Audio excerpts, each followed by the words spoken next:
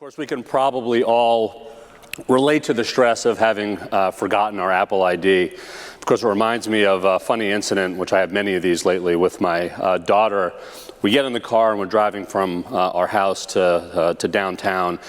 And we're having an argument, which for us is an ongoing argument about whether the music of my generation is better than the music of her generation. And for Rose to prove her point, she puts on a particular song and she said, "Dad, listen, this is the greatest song you'll ever hear." And during the course of her trying to convince me that that song of her time is better than any one of mine, she refers to the song as smooth. Because this is the smoothest song. And of course, I hearken back to music I considered to be smooth when I was growing up. And the first song that pops into my head is a song by the Commodores. I'm not going to tell you guys which song it was because many people will probably make fun of me for the particular song choice. But I said, look, I'm going to play the song for you, and then you'll be convinced that my music is better than your music. So fortunately, we get to a stoplight, and the light's red, and I go onto iTunes, and I find the song that I'm looking for, and I'm about to buy it. And of course, with my luck, the light turns to green and I haven't quite completed the purchase, so I start driving away, but it's no problem because with fingerprint authentication, I can simply buy the song as I'm driving. I don't actually need to type anything into the phone. And I'm hitting my thumb on the home screen and it's not quite working. I tried different angles, nothing works. So finally, in my frustration, I have to pull over to the side of the road and do it the old-fashioned way. Now, luckily, of course, I remembered my Apple ID and I was able to enter into the phone and we played the song and carried on with our debate. But I was so frustrated that I had to pull over to the side of the road. It's just an example. We all see these examples every day of how much our expectations are changing, how everything is changing. And Sean Rad this morning is going to talk to us a lot about how he sees the world and how both A, he sees everything changing, but B, how Tinder and the work that they're doing is an instrument for change. And certainly by all accounts, it's an incredible, incredible phenomenon. It was founded in 2012. In 2013, it was recognized as the best startup by TechCrunch. And in 2015, it passed 6 billion matches made on the app over the time. Now, I think Sean may even have more up-to-date numbers for us this morning, but 6 billion matches. If you've driven by a McDonald's anytime in the past couple of weeks, you'll see underneath the little golden arches that it says 6 billion served. Now, that's 60 years in 1955 to serve 6 billion hamburgers. Now, probably evidence of the fact that while we're passionate about our Big Macs, we're more passionate, I guess, about passion. And today the platform is evolving and moving on to be more than we might understand it to be. It's a place for promotion, as we're learning with Melissa McCarthy and Spy. It's a place where you can download music, as we're seeing with Jason Derulo. And it's evidence really of a common trend of convergence, of categories that used to be siloed collapsing. The redrawing of category lines, sort of an increased dependence on the social graph to target our audience, and really the ever-presence of mobility and the increasing need for instant gratification, as my sort of silly story at the beginning of our session this morning is evidence. And this redrawing of category lines is really only possible with a deep understanding of the human being.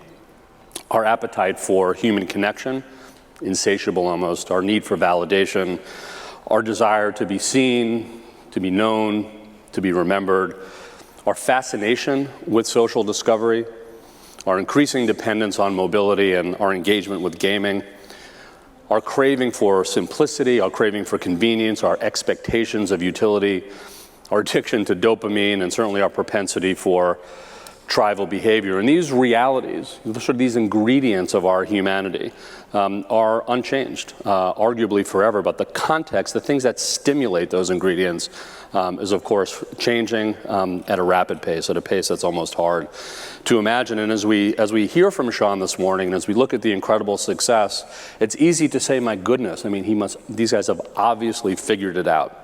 They managed to create incredible success in a very uncertain environment.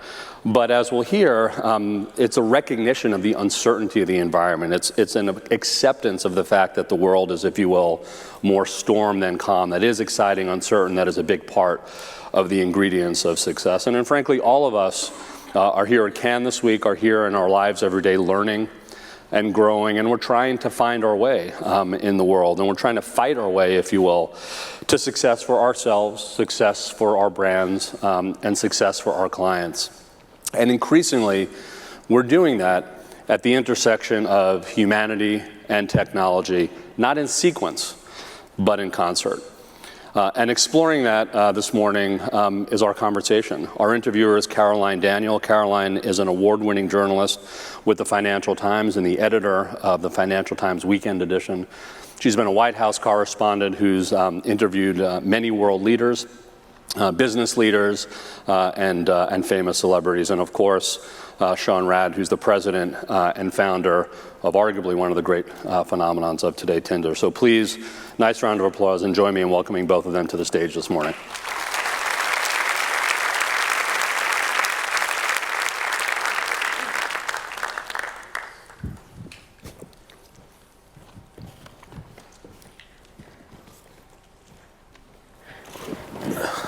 So good morning, everyone in Cannes. For those of you who just came to the last panel, I think they were asking about what would you do if the apocalypse had started. And I have to say, I think probably a lot of us might actually turn to Tinder if we knew we were all about to die. So it's hard to believe that Tinder just started 2.5 years ago. Someone said that there's no other way of establishing a connection with someone that has ever increased so far or so fast. So with that, I'd just like to start by asking, how on earth did you get the idea of Tinder? I think meeting new people is a fundamental human need. It's something that we all desire to do on a daily basis, but it's very difficult. You're put in a position where you either have to, you see somebody that you want to meet, you either have to walk up to them and you might get rejected, or they might be with their group of their friends and you might be rude, interrupting them. So we sort of saw this all around us, that there's all these misconnections. There's all these opportunities to meet somebody and you couldn't. And that's where Tinder was born. It was this idea that we can use technology, use our phones to make the way we interface in the real world more efficient. And that's where Tinder came in. Tinder removes all of the social barriers, all of the psychological barriers when it comes to meeting somebody. So was there a particular girl you'd wanted to meet? No, I can't. There's no romantic story like that. But there was a general frustration that I think me and all of my friends had when it came to meeting people. So you told me the other night that one of the missions of Tinder, which is one of the sort of big change the world ideas, was to cure human loneliness. Is that how you see the mission of Tinder? No, I think it's to bring the world closer together. Who we are as, you think about your life, and the people that you meet really shape who you are, and every person you meet sort of has the potential to change your life. And we all want this sense of belonging and community, and we want to get closer to the world around us. But the means to do so don't really exist, and the way we meet people is sort of changing.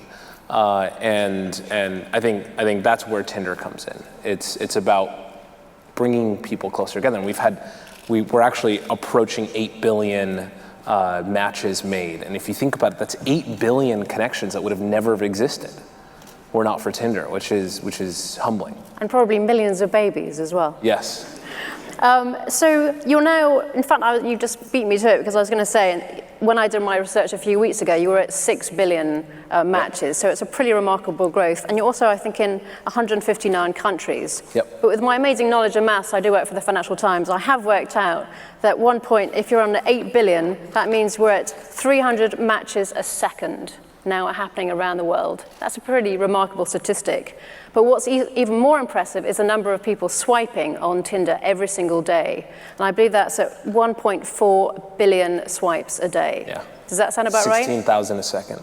16,000 a second. And again, using my personal computer, that works out at 97,200 a minute.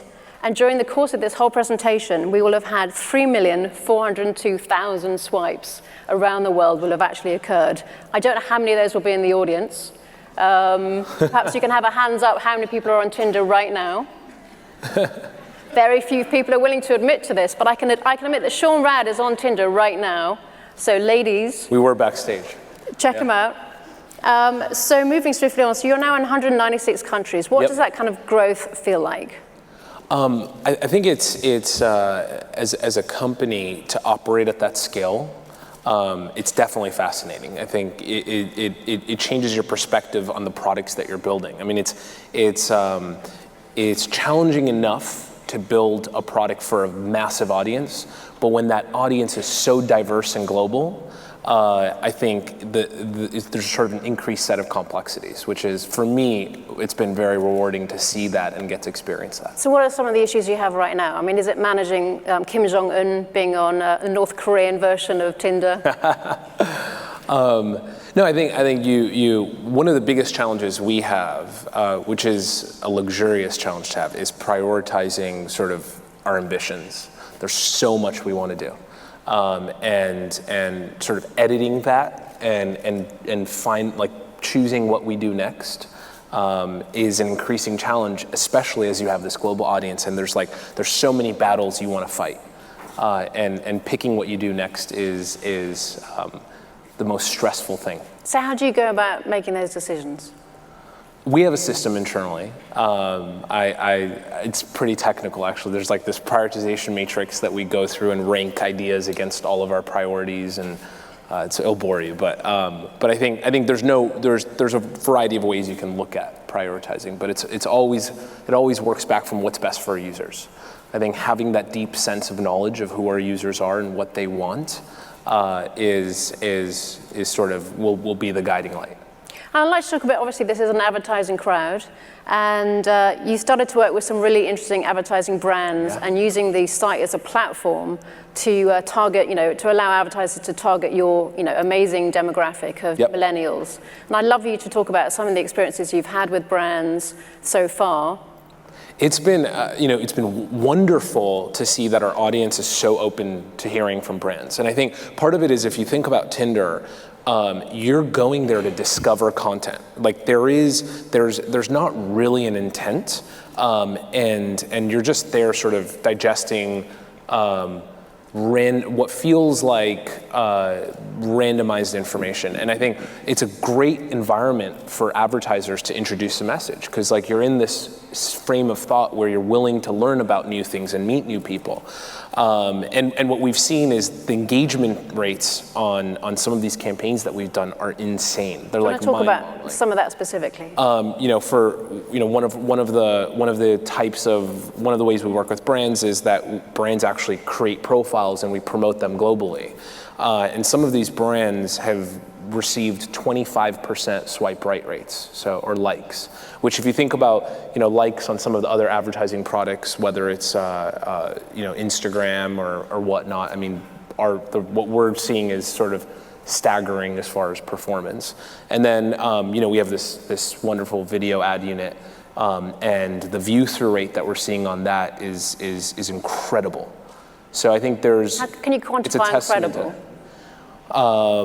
I think we'll announce some stuff around that soon. I can say it's leaps ahead of what you sort of find in the market. But I think it's a testament to how engaged our audience is. They are really focused on the content, they're having fun, and they're engaged with Tinder. I think it's a perfect environment for brands. And how many minutes are people spending on your site in a day? The average user spends about 11 minutes on Tinder per day. And people are obsessed, I guess, with Tinder. 11 minutes is a lot. So if you had an ad agency in the audience, and they wanted to pitch to you, what would be exciting for Tinder? And what kind of brands, ideas would be exciting? I mean, if you look at what we've done and what we strive to do is delight our users and give them something that is exclusive, that resonates with them, and we've done everything from launching Zed's album exclusively on Tinder to giving, with the Spy movie that just launched, giving users nationally the ability to sort of attend private screenings. Like it's this idea that you're there for something rare and new and special. And as long as, I think the things that excite me the most are when brands say that we're going to launch some exclusive piece of content on Tinder. And I think that's the most rewarding for the users as well. Okay, tell me about the worst pitch ever so far for the Tinder audience. From a brand? You can anonymize the brand. I can't call out the brand. Honestly, there hasn't been, we've been fortunate enough to have such a high caliber of partners that want to work with us. There hasn't been anything that's sort of shocked me yet. All right, so be ready for some shocking. But have you had any backlash yet from some of your users? I know that you did an adoption of puppies thing on Tinder, so you had to swipe right to adopt the puppy. We didn't do it, our people did that. But is there a backlash? I mean, if you kind of get irritated by finding, engaging with like a character that you don't know as a character, and you get really emotional and really into her, and then suddenly you find out it's a brand. How are you managing that? Remarkably, users are really receptive to it. I think, it actually, to my surprise too, I thought there would be more backlash than there is, but it's actually quite the opposite that we're seeing. We're finding that users like matching with these brands. And what the beauty of Tinder is, it's an environment where we call it the double opt-in, where I opt in to receive information, or I opt in to allow somebody to communicate with me, right? And that's what's different than Tinder with every other platform, is that nobody can interact with me unless I give them permission, and the user's in control. So I think what's amazing is users love the products, particularly the ad products that we've introduced and experimented with, because the user's in control. And if they don't want to hear from that brand, they just swipe left. So there's some criticism of Tinder for being a bit superficial, that you're allowing people to make decisions purely on a few images. I wonder if you can just talk about whether that's true. Yeah, I think who we are, especially nowadays as humans, is we have this ability to pick up so many nuances in photos. We're a lot smarter than we give ourselves credit for. And what we've seen is that there's so much information in photos.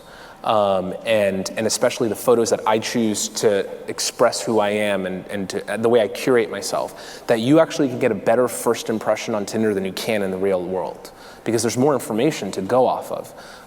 So I think it's actually superficial to say that photos are superficial. I think it lacks an understanding of the human psyche and how advanced we are, particularly now that we're inundated with so much content. We're so much more advanced at actually digesting and picking up the information in these photos and this media than we ever were. But are you fascinated by looking at Tinder and how people choose to present themselves? There's some fun characters on Tinder for sure. I think it's the beauty of Tinder is that there's such a diverse audience, and it's a place where you can really, I guess, curate your first impression. You can choose how you want to be shown to others. So there's some really bizarre trends out there. I heard about one where it's men posing with tigers. Is one of the latest sort of trends. I can see someone nodding in the second row. I don't know where they find these tigers. I don't care. I would never pose with a tiger. Any other animals you wouldn't pose with, just so we can get them out of your system? Puppies are okay. Apparently never posing with puppies. Puppies can't kill you, so that's okay. So what's amazing as well about Tinder is you're obviously starting to amass some amazing demographic information about a really hard to reach user base of millennials, the 18 to 24. And for brands, that's obviously going to be fascinating about how they can learn from it. I think Gillette did a really interesting experiment on Tinder looking at whether women liked shaven faces more than beards. Obviously, it was a slightly biased study, but I'd be interested in how you're amassing some really interesting anthropological insights into the world of dating and the world of millennials. Yeah, I think meeting new people is just so important to everyone. It's a universal need, but particularly for a younger demo, it's part of coming of age. You're forming these relationships and kind of establishing yourself in society. So that's a really important part of life. But what we're also seeing from a sort of what social media has done is it's elevated this desire to make new connections, because it's actually quantified who we are by the number of followers that we have. It's given us a platform to sort of express ourselves, and you want a wider audience. So it's actually created more value to the connections that you have. And I think that's created maybe a subconscious increase in the number of connections we want as humans. And I think, and again, going back to what we talked about earlier, the desire is increasing to meet new people, but the medium by which you do that and the efficiency has sort of remained the same until Tinder. So in terms of some of the sort of social analysis you're doing, I have a question as a brunette, which is, do blondes have more fun? I think attraction is subjective. And the cool thing about Tinder is everyone sort of finds what they're looking for. Some people might like blondes and others don't. So I think it's a very subjective thing, and it's not just about the way you look. It's the photos. It's what you're doing in those photos, the nuances. And from an anthropological, I can't say that word. From a sociological standpoint, I think attraction is subjective. So there's all kinds of things that I perceive to be attractive that others might not. So going back to Tinder, which is one of the things which sort of made it remarkable as a sort of new technology, is, and Forbes described this really well, it said you had nailed 4 of the hottest themes in tech: social discovery, gamification, location, and messaging. So how did you do it, and who else, that's a pretty remarkable transition from 2.5 years to be on 8 billion matches. I think, again, it's solving a real problem. Number one, first and foremost, and doing it in a very fun way. I think Tinder's fun. Meeting new people should be fun, and I don't think we didn't like set out and have this checklist. It was I can't say that we were that smart, but definitely I think we understood our users and we understood how to deliver a simple, fun experience, but at the core solve a real problem. At what point did you think, oh my God, it's really working? I saw sparks when we had like 500 users. I think at one point, the first 500 users were like all of our friends.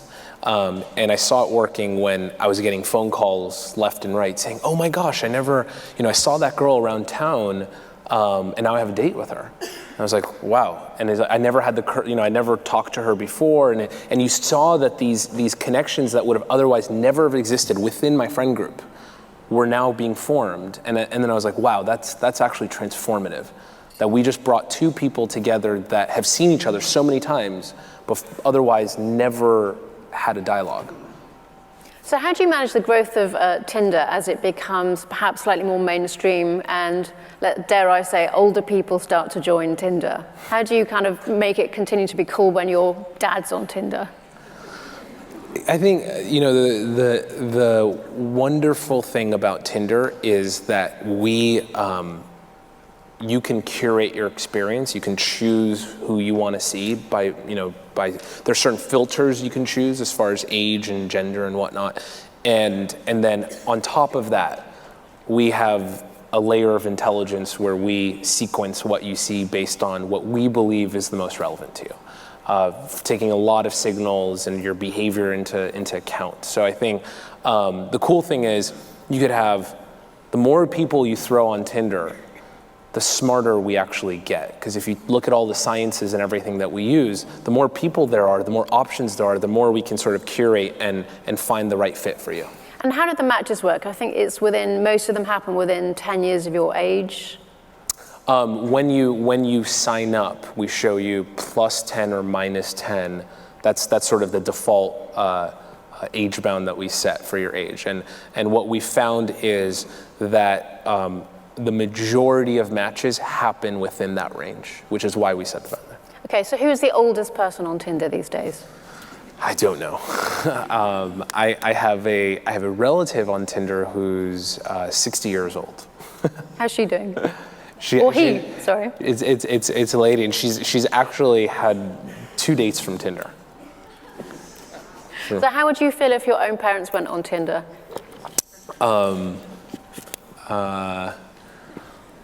I think everyone who's single right now being on Tinder would be a great thing.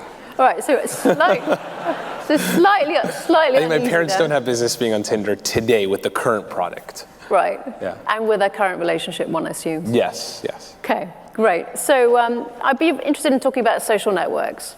And we spoke the other day about how on Snapchat we show our real selves, and on Tinder we show our curated self. Mm-hmm. And I'd be interested if you can sort of talk through some of the different social networks and how we behave on them. Well, I think there's this there's sort of a spectrum of you know, on like one end you have Facebook, which is highly curated. On the other end you have Snapchat, which is ephemeral, and it's sort of, you're not afraid to sort of show a sort of a more real-time view of who you are in your life. And I think Tinder is probably somewhere in the middle, right? It is, the more real you are on Tinder, the more successful you are, and users know that. But there's definitely, I think, a different platform for different use cases. There are some things I post on Instagram that I want to be more permanent and sort of be like sort of moments that I want to recall around my life, and then there's sort of less important moments that I might post on Snapchat. And how do you sort of move the perception of Tinder from being, you know, a kind of dating millennial app, a hookup app, to actually being it's a broader social network? Well, it's amazing because people are already using Tinder in a variety of ways that, you know, it's not designed to be used for. So we call it hacking Tinder. We see users traveling, and they'll match with users to get local recommendations on where to go, what to do. They connect with their audience. There are people in their profile who sort of, you know, trainers who say that they're sort of soliciting, like they're getting clients from Tinder. And then there's people who just say, I'm here to make friends because they moved into city and they want to make friends. So like there's all these use cases, and also at the most recent one that I heard is at what was it? At a conference, users were sort of putting themselves to like 1 mile and trying to network, and sort of Tinder became an ad hoc business network. So basically you could do that at Cannes. You could probably do that at Cannes. How convenient. So going back to social networks, we also spoke yesterday about some of the future of the other social networks. And as people get used to the pace of something like Tinder, the really quick decision making, mm-hmm. and other homepages and other ways of delivering social networks, maybe a bit slower these days. Yes. So which one's going to die? I don't want to comment on who's going to die, but I will say if you don't evolve to sort of deliver content at the rate at which we now consume them, I think you risk being irrelevant. I think we are far more advanced and quick to digest content than we ever were. And then you look at interfaces like Snapchat and Tinder, which are very quick, but they're not necessarily less meaningful because I'm still digesting all that content. And then, you know, Facebook's a little slower. I got to scroll and sort of really, really focus on the content. But I think unless you deliver the content at the rate at which we can consume them, you risk being irrelevant. So you've only had obviously 8 billion matches so far in 2.5 years. And yet on a recent interview in Reddit, you said that you felt internally at the company you have only achieved 1% of what you set out to achieve. Yeah. So that's pretty ambitious man, obviously. So tell me a bit about the other 99% and what we can, you know, what you'd love to see and where you hope to take Tinder. Well, I think fundamentally, as a company, our mission is to break down all the barriers when it comes to making new connections. We want to be the start of every new friendship, relationship. And that is a huge feat, and we've only scratched the surface of that. Both in you know how many connections we've created and how many we could create, but also when you look at the product and our ambitions. I can't talk to too much. We are working on you know, there's definitely things that we're doing to sort of incrementally improve the product, and then there's this innovation bucket and things that we're doing to truly advance the product towards this vision, and I think there's some very exciting things we're going to launch in the coming months. So we talked last night, we were walking on the way to the restaurant, and you're imagining a future in which you could see someone outside a restaurant and immediately be able to connect with them, even though you've never met them before. Yeah. So talk a bit about, in theory, how the idea of a sort of fully transparent future of how we socialize. Yeah, so whether I'm at a restaurant or I'm right here, there's probably a bunch of people in this audience that I should know. But the transparency of who's in this audience doesn't exist. So at first, I don't even have the information. And then the means by which I can connect efficiently with people in this audience, doesn't exist. So I think we're headed towards a world of transparency, and I think when you have full transparency, everything changes. So in a world where I sit in a room and I know exactly who's in the room with me, and what are the common connections I have with those people, I think that can transform social behavior. It can transform the ways we think about communicating, connecting.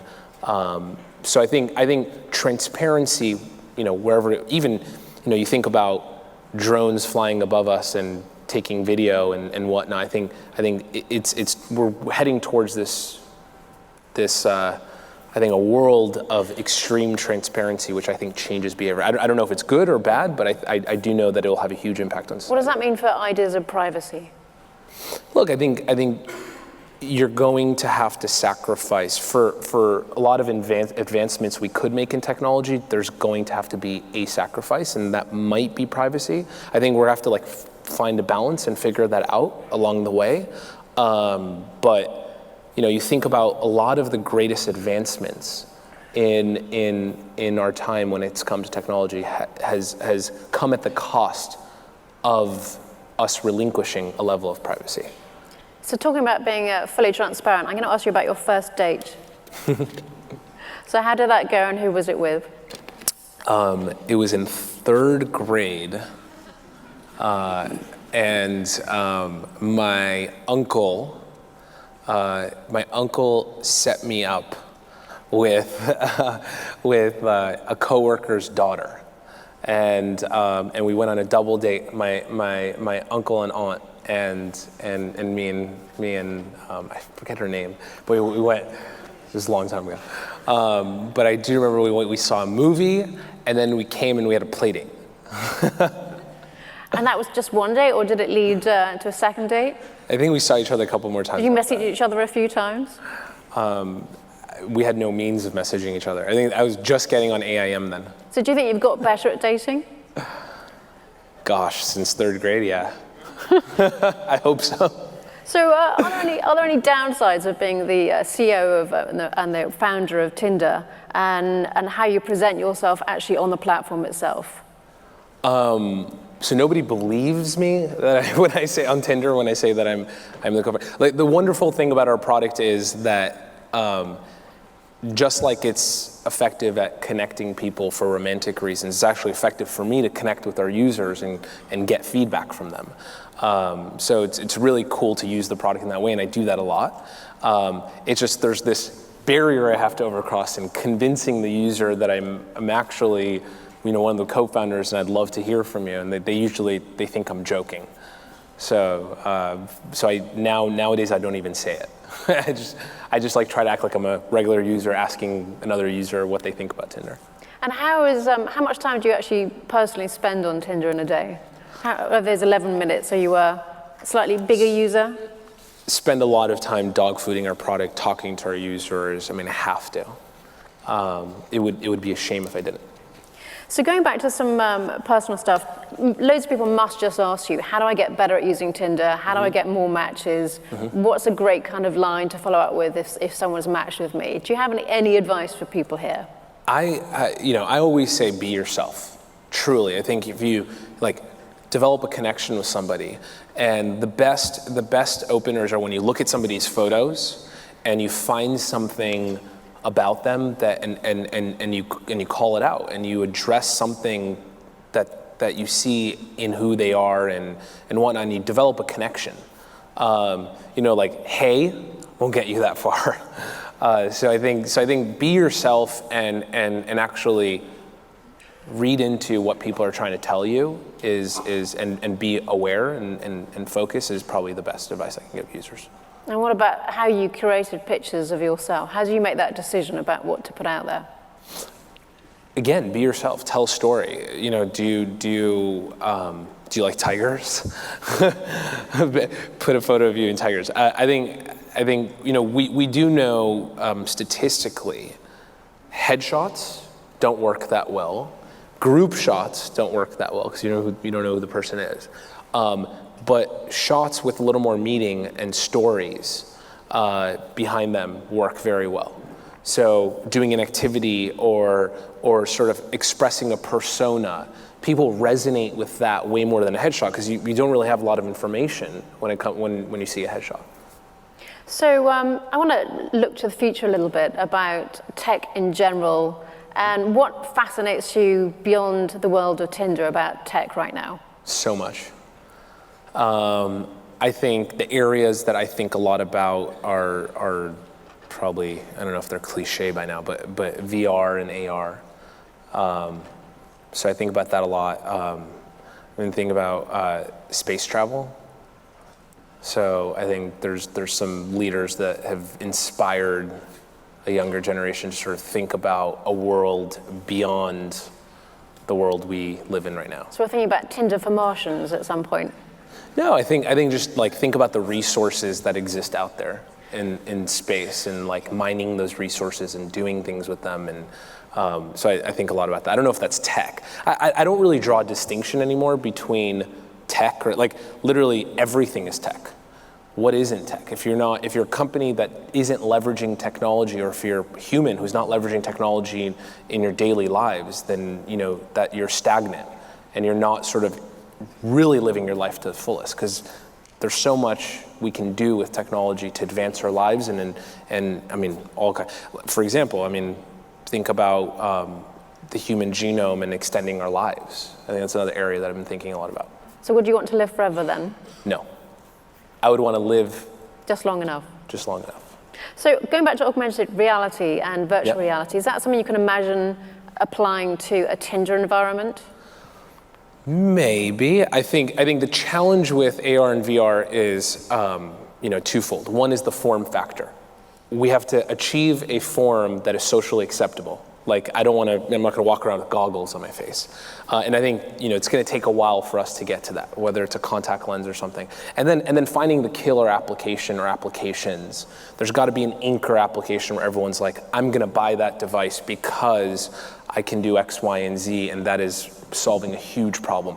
Once you have that, those two things coming together, I think you'll see vast adoption of AR and VR, but we're not there yet. I think we're far from that. And I think you said, we were talking in the green room about VR, and that you're actually sending yourself to VR school with your own engineers. Yeah. So tell me what that's about. We have an incredibly passionate and curious and intelligent group of people who work at Tinder, and which is awesome for me because I not only do we spend countless hours talking about Tinder and how we're delivering the solution to our customers today, but we sometimes sort of venture off into the future and think about how we can improve the product. But I think it's also having a general curiosity of where the world is headed and how humans are interacting with technology is important to understanding our users.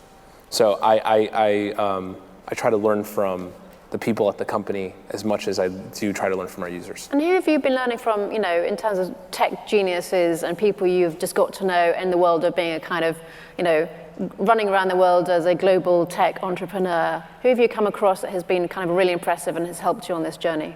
I think there's a lot of people from both from afar and up close that have had an influence in my life.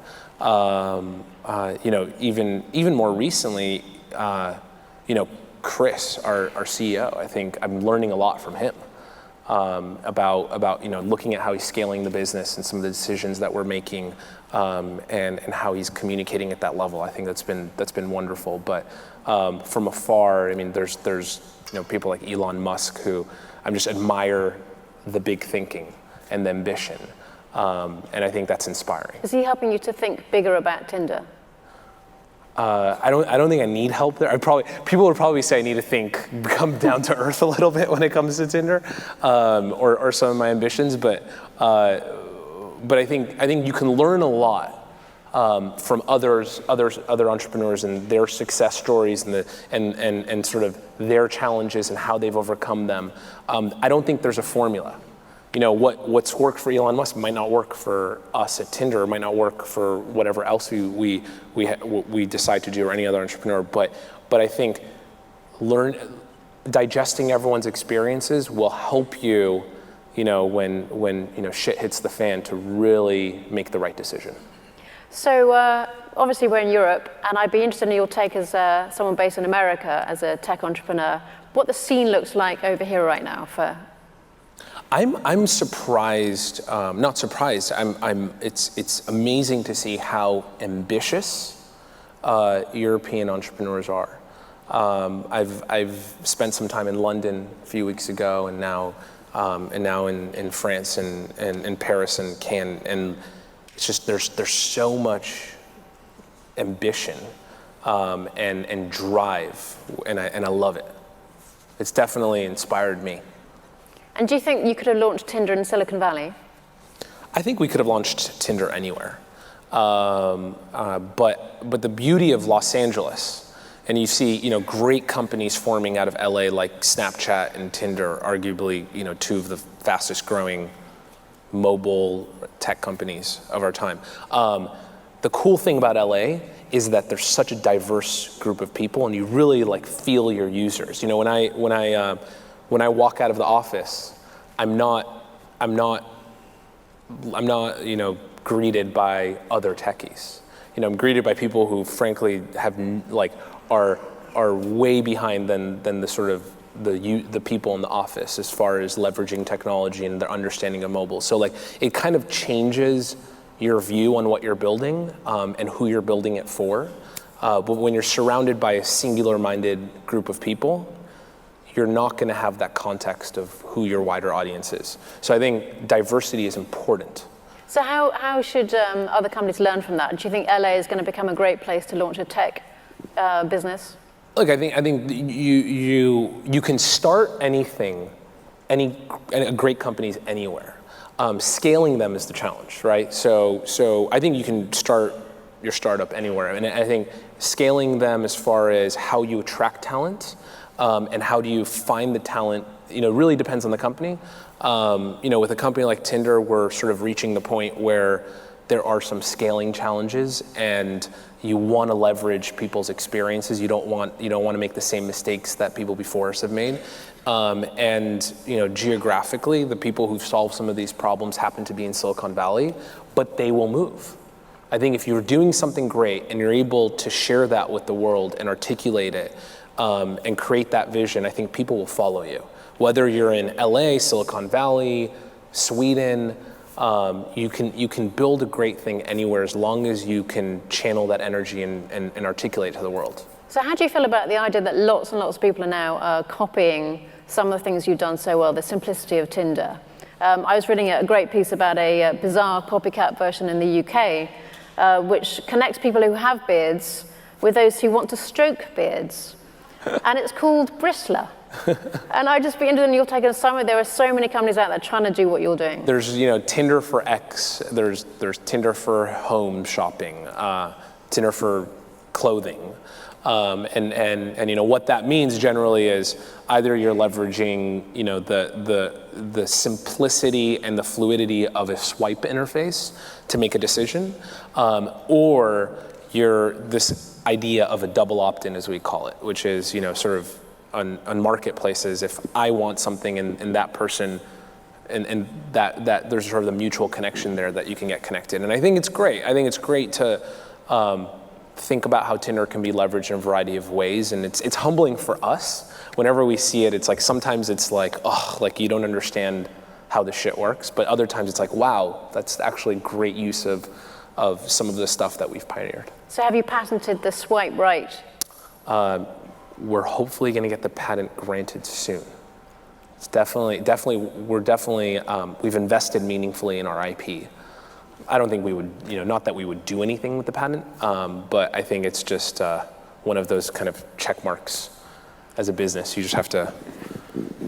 Well, before it gets protect your IP. patented, I want everyone to swipe right now for Sean Rad, because I'm afraid we're out of time. Thank you very much for Thank being you. a good audience. Thank Thanks you very for much, Sean. Thank you.